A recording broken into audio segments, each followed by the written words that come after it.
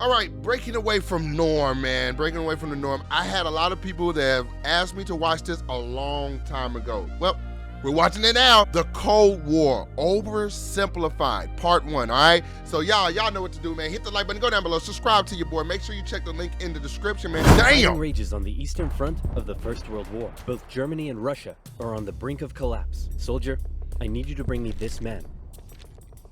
Got it. Found him, sir. Damn. What? No, not Lenin. Lenin, the Russian communist. What?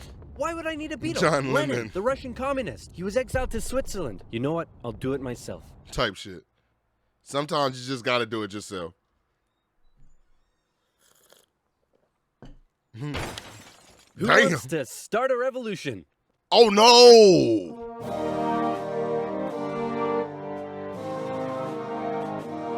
Look at this bald ass. Just cut it off. You know what I'm saying? Just cut the rest of it off.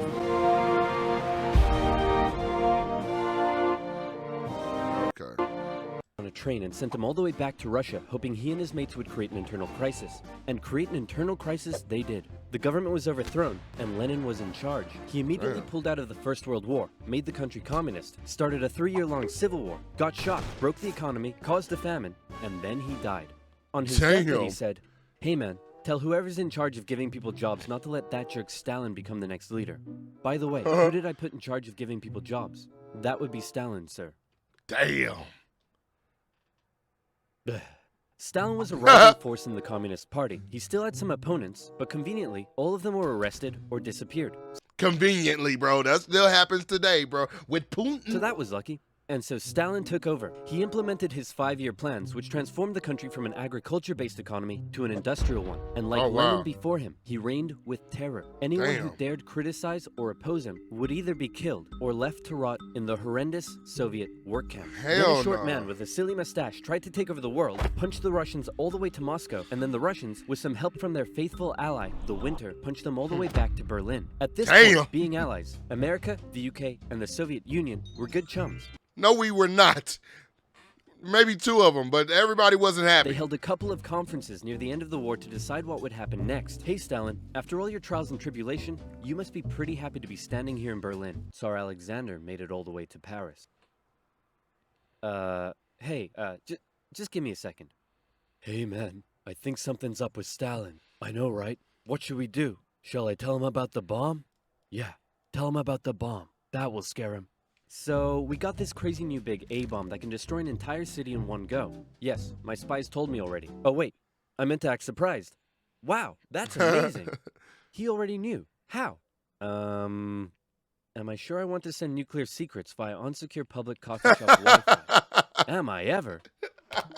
Dude. Oh, boy. Stalin ass was funny as hell. Yeah, that nigga already knew, bro. That nigga already knew, bro. Because he's going to spy on the United States and Britain. And while there's so much craziness going on, all the information is being shared. Things are trying to be encrypted. But guess what, bro? This is a worldwide war, bro.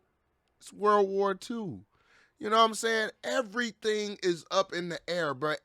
Planes are flying over here. Planes are flying over there. Things are doing this. People are doing that. People are making radars and plasma TVs and shit and doing all type of shit and big fat ass chocolate bars and shit with no milk chocolate. It's just straight chocolate. Just disgusting. Use a VPN. And speaking of VPNs... No, no, no. If, like me... No, I'm not letting him get his VPN off because he copyrights the videos and I barely get to post these bitches, so nope. ...blocked in your country. With NordVPN, amazing $7 down below. Then America dropped their big A-bomb on Japan, and World War II officially came to an end. Hooray, we won! Okay, so now it's time to establish the New World Order. Stalin, you're in charge of Eastern Europe. Now, we want you to let them all hold elections. Oh yes, of course, elections. And these elections will be free and fair, right? Oh yes, certainly, free and fair. Definitely free and fair. Communist. Definitely wasn't free for Ukraine with their ass. Communist. If that's not free and fair, I don't know what is. Throughout Eastern Europe, Soviet puppet governments were established as a buffer zone between the USSR and the West, with Churchill proclaiming an Iron Curtain had descended across the continent. The relationship between the old allies was deteriorating fast. Over the next few years, the British intervened in the Greek Civil War to prevent a communist takeover. In Turkey, the Russians began demanding more control of Turkey's sea access routes, which prompted the US to send their largest battleship to Turkey for a friendly visit. After World War II, Iran was now occupied by both the Soviets and the British, with an agreement to both pull out once the war was over. The British pulled out. Stalin was like, you know what? I think I might stick around. All in favor of kicking Russia out of Iran? You want to know something?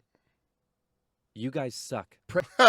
He wanted to say F y'all. That's what he wanted to say. Forced the Soviets to leave, and with the establishment of NATO, the Soviets had no doubt that the West was out to encircle and destroy them. And America announced the Truman Doctrine, in which they basically said, those guys are not cool, cannot be trusted, and we will do everything we can to prevent the spread of communism around the world. Many viewed this moment as the official declaration of the Cold War. Right. Back in Europe, everyone was living in a post-apocalyptic void brought on by the Second World War. Cities reduced to rubble, not enough food. It was terrible. This is great. The more they suffered, the more likely it is they'll turn to communism.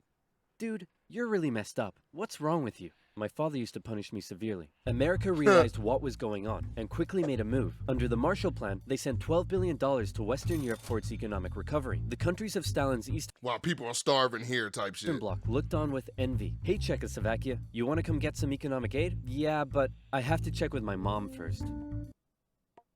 Oh shit! You want to beat you, boy? Sorry, America. I can't come. This was a full-on economic battle raging between capitalism and communism in Europe. If the Western nations developed faster and better than the East, that would be a defeat for Stalin. So he set up his own rival economic recovery plan, which he called Comecon, and he also set up Common Form, which gave him more political control over the Eastern Bloc. But nowhere did this economic battle rage harder than in the city of Berlin. Yes, I was just getting ready to say, bro, that was one of the most biggest things. Like, remember when they knocked down the wall? I'm sure you're going to talk about that. They knocked down that wall, bro. I think that was one of the biggest and it was one of the most iconic things in mankind, period. One of the most. Like, people don't listen to the one of the part. Like, caught over 100 miles behind Soviet lines, the city had been divided up between the Allies, and the western segments were still under Western control. East Berliners could travel freely to West Berlin, see the economic prosperity, and think, maybe this communism thing ain't so great after all. I'm gonna have fun tonight. Uh-oh. You're home late. Oh, Stalin. I was just out with my. Look at the picture in the background, boy. This boy getting freaky with Stalin, boy. Friends? You stink of capitalism. You're out engaging in imperialist debauchery again. I swear, Ivan, I can't keep doing this. Stalin wanted the West out, so he said, hey, guess what? I'm blockading all of your supply routes to West Berlin. What are you gonna do about it? I suppose we'll just fly the supplies in.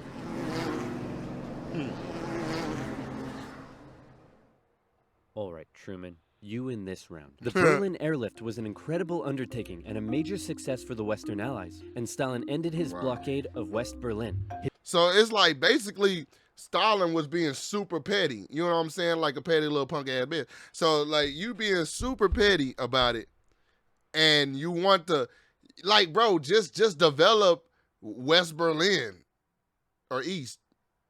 You know what I mean? You know what I mean? Develop your side, bro. Just put in time and money into that side, but you don't want to do that, do you? His aggressive actions worried the West, but not as much as this did. Ooh, shit.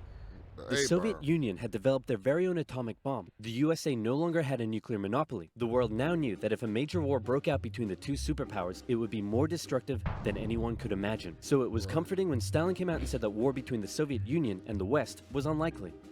Oh, wait, inevitable. He said it was inevitable. Hey, you know who I haven't checked in on in a while? My good friend China.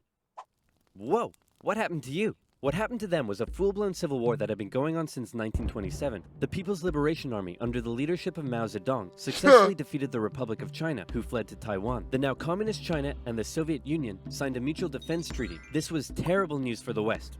But wait, there's more. They are still cool to this day looking In the at. Second World War, Korea was divided along the 38th parallel. In the north, the Soviets set up a communist regime. In the south, America set up an anti-communist regime. Both were led by very sweet-looking old men, but don't let that deceive you. They were both ruthless dictators, and both dreamed of reuniting Korea under their own regime. Now that he had the bomb, Stalin was feeling a little more cocky, and he finally gave Kim permission to attack. The North launched a surprise invasion of the South on June 25, 1950. With Soviet aid, the North Koreans steamrolled through, taking Seoul in just 3 days and replacing one ruthless dictator with another. The UN were freaking out and quickly created an emergency force made up of troops from 16 countries to defend the South. The West still held Busan and made landings at Incheon near Seoul. They pushed the North Koreans out of Seoul, replacing the ruthless dictator that had replaced the first ruthless dictator with the same ruthless dictator that had previously been replaced by the new ruthless dictator. And the West then continued all the way up the Korean peninsula. At this point, China was getting worried that the UN may just keep going. The US had sent this guy to lead the operation. After winning the Pacific theater of World War II, General Douglas MacArthur's head was big. Douglas MacArthur, he was no damn joke. That boy, I mean, that man was no damn joke, boy. That I know people over in like Asia, they were fearing him, bro, for real. Bigger. He reassured President Truman that there was absolutely no way at all that the Chinese would ever get involved. Meanwhile, 500,000 Chinese troops were crossing into Korea. Nuke 'em. No. Nuke 'em. No! Ah, come on! You're fired. The US considered the nuclear option, but now that the Soviets also had the bomb, they didn't want to risk all-out global destruction. The communists pushed the West right back almost to the exact same spot they had all started from, and they ended up in a stalemate, where they remained until both sides finally agreed to work towards a peace settlement in 2018. Back in America, Americans decided they wanted a new president who would be tough on communism, so they elected famed World War II General Eisenhower, who was really hard to draw. It's 1953. Hey, Stalin, how you doing? Oh, he's dead. He had a cerebral hemorrhage and his reign of terror kinda came back to bite him in the ass. Damn. Because he had imprisoned all of his best doctors, and those that were left were too terrified to treat him. The new leader, Nikita Khrushchev, called a meeting and said, "Hey guys, you know how Stalin was imprisoning and murdering us all for doing basically nothing? Yeah, he was kind of a jerk. I'm really not sure how this is news to you." Khrushchev went on a campaign of de-Stalinization.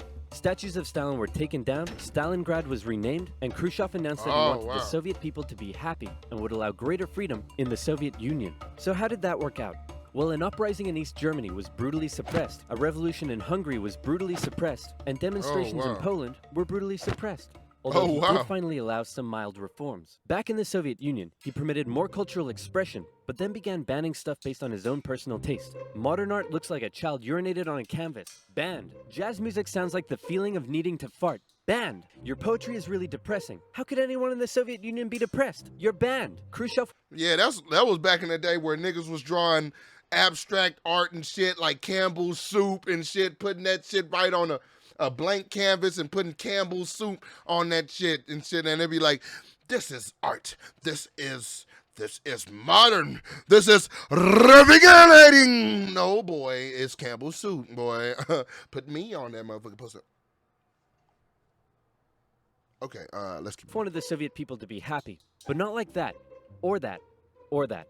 Young people began enjoying abhorrent Western pop culture. Son, remove that disgusting imperialist apparel at once. Shut up, Dad. You can't tell me what to do. Well, would you look at that? Turns out he can tell me what to do. The West had initially liked the cut of Khrushchev's jib, but world events soon soured relations even more. The two sides were spying on each other a whole lot throughout the Cold War. The KGB had spies and informants in nearly every aspect of Western life and government, so much so that whenever the US tried to send spies into the Soviet Union, the KGB were usually ready to arrest them on the spot. Members of the Manhattan Project aided the Soviet Union in acquiring the bomb. Some American officials believed they were on the wrong side. I'll sell you 3 secrets for $5 million. Okay. Go ahead. The Allies are digging a tunnel under East Berlin to tap your communications. There's an American agent living at this address in Moscow, and sometimes, when I'm home alone, I like to put on my wife's dresses, sit in the corner, and cry for hours. Gotcha. Very interesting. In America, fear took hold during the Red Scare and the McCarthy trials. American values imploded as fear of communism collided with freedom of thought and expression, and communist kind of became a buzzword thrown around to describe anything people didn't like. Hollywood? They'd be like, "You fucking commie!" Communist. Your next door neighbor's dog? Communist. When the grocery store cashier asks if you need a bag when you clearly can't carry 10 tubs of baconaise in your hands, communist. But one area in particular where the US had an edge over the Soviet Union was in its espionage technology. In particular, U-2 spy planes flew across Russia carrying out surveillance from the skies. There was a nasty incident in 1960 though, when one was shot down and Khrushchev was furious. Who the hell is this? He's a high-altitude weather enthusiast who flew off course. Okay, that sounds plausible. Wait a minute! Why does he have a gun and a poison needle? Because he's a very naughty high-altitude weather enthusiast. But much to America's concern, the Soviet Union appeared to be ahead in the space race. Everyone freaked out when Russia launched the world's first satellite, and then they actually sent a man into space. Even worse, there also appeared to be a missile gap in the Soviet Them niggas died though, bro. That they sent in space, them niggas Soviet's died. favor, and Khrushchev was so confident that he even allowed the US to set up a technology exhibit in Moscow, attended by a certain Vice President Richard Nixon. Check this Wow. out. We have color TV. Yes, but we've been to space and can obliterate you with our massive nuclear arsenal. Check out this vegetable peeler. Tensions increased further when both sides upgraded their atomic bombs to hydrogen bombs. And after West Germany was allowed to join NATO in 1955, Khrushchev set up the defensive Warsaw Pact, strengthening the military ties between the Soviet Union and its satellite states. In 1960, Americans decided they wanted a new president who would be tough on communism, so they elected John F. Kennedy. The Soviet Union was advancing its technology, but it was also bleeding its coffers dry, and all of the money was going towards the military, not the people. Life under communism was still as hard as ever, and Berlin remained a thorn in the Soviet side. Bro, it's like, you know, I get it, but you know, this is the major keeping up with the Joneses. Like America, the economy over there is a whole lot different.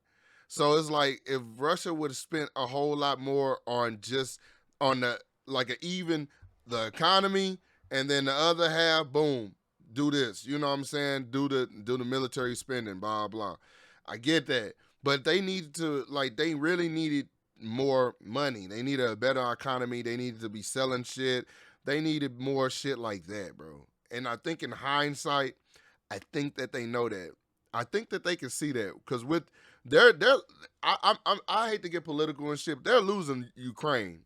Like Ukraine is whooping ass. You know what I'm saying? And once that war is over, which is a nasty, dirty, bloody war, I hate. War period is bad.